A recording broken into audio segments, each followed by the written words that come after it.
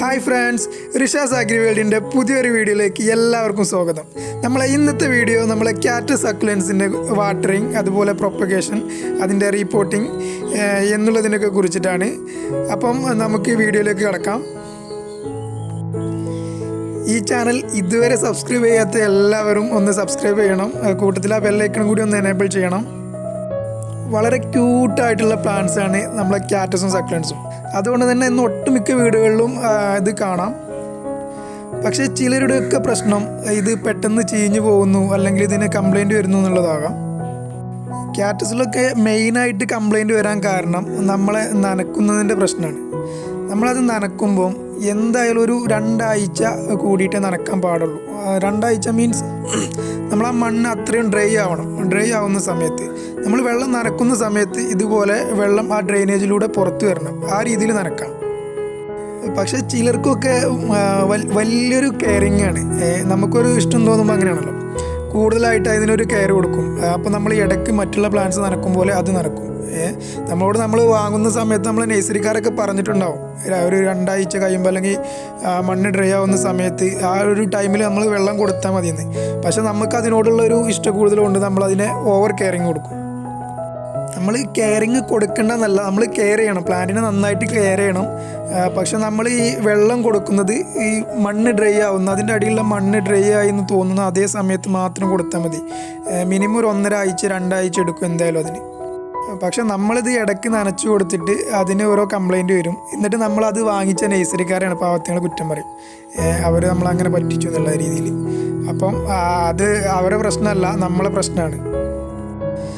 നമ്മൾ കാക്ടസ് ആണെങ്കിലും സക്കുലൻസ് ആണെങ്കിലും അവർക്ക് എത്ര ഡ്രൈ ആയിരിക്കുന്ന സമയത്താണെങ്കിലും അവർക്ക് അതിനെ സർവൈവ് ചെയ്യാൻ കഴിയും.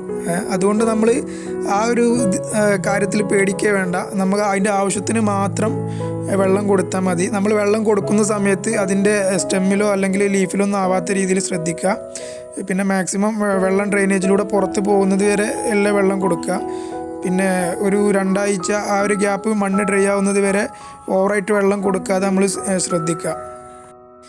പിന്നെ നമ്മൾ ശ്രദ്ധിക്കേണ്ട മറ്റൊരു കാര്യം എന്താണെന്ന് വെച്ചാൽ, നമ്മളെ ഈ ഒരു പ്ലാന്റ് നമ്മൾ വീട്ടിൽ വെക്കുമ്പം അത് എപ്പോഴും ഒരു വിൻഡോൻ്റെ സൈഡിൽ, അതായത് ഒരു സൺലൈറ്റ് കൊള്ളുന്ന ഭാഗത്ത് നമ്മൾ ഫിക്സ് ചെയ്ത് വെക്കുക. ഇനി അതല്ലെങ്കിൽ നമ്മളൊരു ഇടയ്ക്ക് ഒന്ന് സൺലൈറ്റ് കൊള്ളിക്കുക, ഒന്ന് പുറത്ത് വെച്ചിട്ട് ഒന്ന് സൺലൈറ്റ് കൊള്ളിക്കുന്നത് നല്ലതാണ്. അത് നമ്മളെ ഈ ഒരു പ്ലാന്റിൻ്റെ ആ ഒരു കളറ് മെയിൻറ്റെയിൻ ചെയ്യാനൊക്കെ അത് വളരെ ഉപകാരപ്പെടും. അപ്പോൾ ഇനി നമുക്ക് നമ്മളെ സക്കുലൻസ് കാക്ടസൊക്കെ എങ്ങനെ നമുക്കത് പ്രൊപ്പഗേറ്റ് ചെയ്തെടുക്കാം എന്നുള്ളത് നോക്കാം. നമ്മളെ സക്കുലൻസ് ആണെങ്കിൽ നമുക്കതിൻ്റെ ലീഫ് വെച്ചിട്ട് അതിൽ നിന്ന് നമുക്ക് പ്രൊപ്പഗേറ്റ് ചെയ്തെടുക്കാം.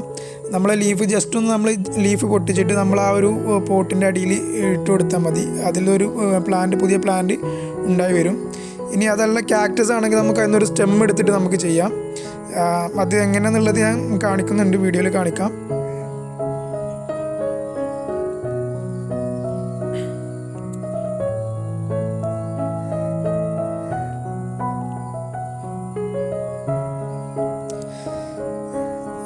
നമ്മൾ സക്കുലൻസിൻ്റെ ഇതിപ്പോൾ ഒരു സക്കുലൻസിൽ അതിൻ്റെ അടിയിൽ നമുക്ക് കാണാൻ പറ്റും, ഇതൊരു ലീഫ് നമ്മൾ എടുത്ത് വെച്ചതല്ല, ജസ്റ്റ് ഒന്ന് ചാടിയതാണ്. അതിൻ്റെ ആ ചാടിയ ലീഫ് പോയി. ഇപ്പോൾ അതിന്നൊരു പുതിയ പ്ലാന്റ് ഉണ്ടായി വന്നിട്ടുണ്ട്. ഈ ഒരു പ്ലാന്റും അതുപോലെ തന്നെയാണ്. ഇതിപ്പോൾ ആ ചാടിയ ലീഫ് അത് കംപ്ലൈൻ്റ് ആയിട്ട് പോയി, പക്ഷേ ഒരു പുതിയ പ്ലാന്റ് നമുക്ക് അതിൽ നിന്ന് കിട്ടിയിട്ടുണ്ട്. ഇതിനി നമുക്കൊരു പോട്ടിലേക്ക് സെറ്റ് ചെയ്തിട്ട് നമുക്ക് നല്ലൊരു പ്ലാന്റ് ആക്കിയിട്ടുണ്ട്, നല്ല ഭംഗിയുള്ളൊരു പ്ലാന്റ് ആക്കി എടുക്കാം. അതുപോലെ തന്നെ നമ്മളെ കാക്ടസ് ആണെങ്കിൽ അതുപോലെ തന്നെ കാക്ടസ് നമ്മൾ ഓരോ സ്റ്റെമ്മുകൾ കട്ട് ചെയ്തെടുക്കുകയാണ് വേണ്ടത്. പിന്നെ നമ്മളെ ഇത് കണ്ടോ, നമ്മളെ കുട്ടികളൊക്കെ ഉള്ള വീടുകളാണെങ്കിൽ നമ്മൾ കാക്ടസ് അധികം കുട്ടികൾക്ക് കിട്ടാത്ത രീതിയിൽ വെക്കുന്നതാവും നല്ലത്. അത് തൊട്ട് കഴിഞ്ഞാൽ ചൊറിച്ചിൽ വരും. ഇതുപോലുള്ള സ്റ്റെമ്മുകൾ കട്ട് ചെയ്തിട്ടാണ് നമ്മളിത് പ്രൊപ്പഗേറ്റ് ചെയ്തെടുക്കുന്നത്. നമുക്ക് ഈ കാണുന്ന പ്ലാന്റ്സ് എല്ലാം നമുക്ക് അങ്ങനെ പ്രൊപ്പഗേറ്റ് ചെയ്യാൻ പറ്റുന്നതാണ്. അതിൻ്റെ ഒരു സ്റ്റെം എടുത്തിട്ട് നമുക്ക് ചെയ്യാം.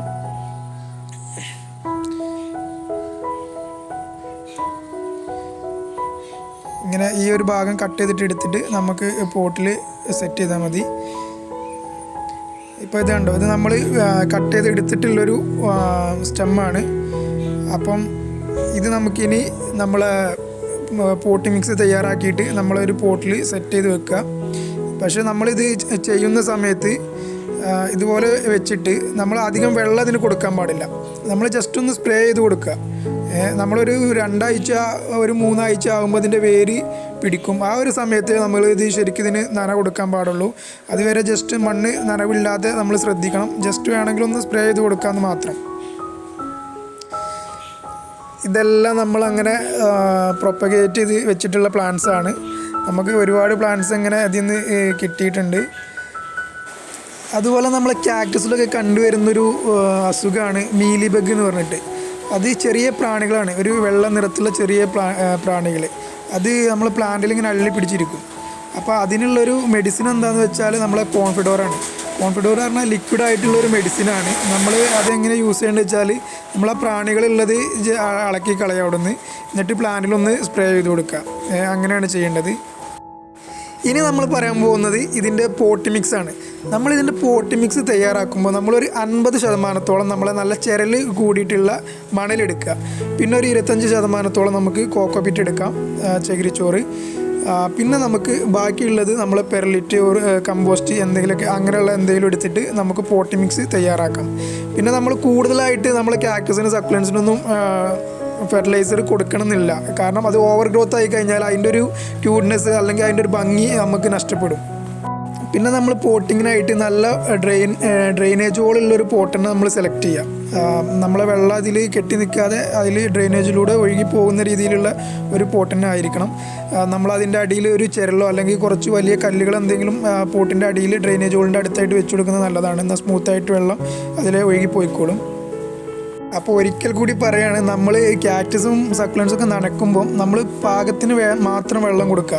ഒരു മണ്ണ് ഡ്രൈ ആയി 1 ആഴ്ച 2 ആഴ്ച കഴിഞ്ഞിട്ട് മണ്ണ് ഡ്രൈ ആവുന്ന സമയത്ത് മാത്രം വെള്ളം കൊടുക്കുക. അതിനെന്തായാലും അതിനെ സർവൈവ് ചെയ്യാനുള്ള കഴിവ് അതിനുണ്ട്. അപ്പം ഡ്രൈ ആയിട്ട് കൊടുത്താൽ മതി. നമ്മൾ ഇടയ്ക്ക് മറ്റുള്ള പ്ലാന്റ്സിന് കൊടുക്കുന്ന പോലെ ഒരുപാട് വെള്ളം കൊടുക്കേണ്ട ആവശ്യമില്ല. അതുപോലെ നമ്മളത് വീട്ടിൽ സെറ്റ് ചെയ്യുമ്പോൾ നമ്മൾ വിൻഡോ സൈഡ് ചൂസ് ചെയ്യുക, അല്ലെങ്കിൽ ഇടയ്ക്കൊന്ന് സൺലൈറ്റ് കൊള്ളിക്കുക. അത് നമുക്ക് ആ ഒരു പ്ലാന്റിൻ്റെ ക്യൂട്ട്നെസ് അല്ലെങ്കിൽ അതിൻ്റെ ഒരു കളറ് മെയിൻറ്റെയിൻ ചെയ്യാൻ നമുക്ക് സാധിക്കും. അതുകൊണ്ട് പിന്നെ ചെറിയ കുട്ടികളുള്ളവരൊക്കെ മാക്സിമം കുട്ടികൾക്ക് കിട്ടാത്ത രീതിയിൽ വെക്കാൻ നോക്കുക. ഈ കാക്ടസിൻ്റെ ഒക്കെ മുള്ള് കൊണ്ട് കഴിഞ്ഞാൽ നല്ല ചൊറിച്ചിലുണ്ടാവും. അപ്പം കുട്ടികളുള്ളവർ മാക്സിമം ശ്രദ്ധിക്കുക. അപ്പോൾ നമ്മൾ നേരത്തെ പറഞ്ഞ പോലെ നമ്മളെ മീലി ബഗ് എന്നുള്ള ആ ഒരു ഡിസീസ് നമ്മളെ കാക്ടസിനോ സക്കുലൻസിനോ മാത്രം വരുന്നതല്ല, എല്ലാ പ്ലാന്റ്സിനും വരാം. അപ്പോൾ നമ്മൾ അങ്ങനെ വരികയാണെങ്കിൽ നമുക്ക് ഈ കോൺഫിഡോർ എന്നുള്ള ആ ഒരു മെഡിസിൻ തന്നെ യൂസ് ചെയ്യാം. ഒരു 1.5 ml നമുക്കൊരു 1 ലിറ്റർ വെള്ളത്തിൽ മിക്സ് ചെയ്തിട്ട് സ്പ്രേ ചെയ്ത് കൊടുക്കാം. അപ്പോൾ ഫ്രണ്ട്സ്, വീഡിയോ ഇഷ്ടമായെങ്കിൽ എല്ലാവരും ഒന്ന് ലൈക്ക് ചെയ്യുക. പിന്നെ നിങ്ങളുടെ അഭിപ്രായങ്ങളൊക്കെ ഒന്ന് കമൻറ്റ് ചെയ്യുക. പിന്നെ വീഡിയോ മാക്സിമം ഷെയർ ചെയ്യുക. നിങ്ങളെ ഫ്രണ്ട്സിലേക്കാണെങ്കിലും അല്ലെങ്കിൽ നഴ്സറിക്കാരാണെങ്കിൽ നിങ്ങളെ കസ്റ്റമേഴ്സിൻ്റെ ഒക്കെ ഒന്ന് മാക്സിമം ഷെയർ ചെയ്ത് കൊടുക്കുക. നിങ്ങളെ സപ്പോർട്ടാണ് നമ്മളെ വിജയം. അപ്പോൾ ഈ ചാനൽ ഇതുവരെ സബ്സ്ക്രൈബ് ചെയ്യാത്തവർ ഒന്ന് സബ്സ്ക്രൈബ് ചെയ്യുക. കൂടെ ആ ബെല്ലൈക്കൺ കൂടി ഒന്ന് എനേബിൾ ചെയ്യുക.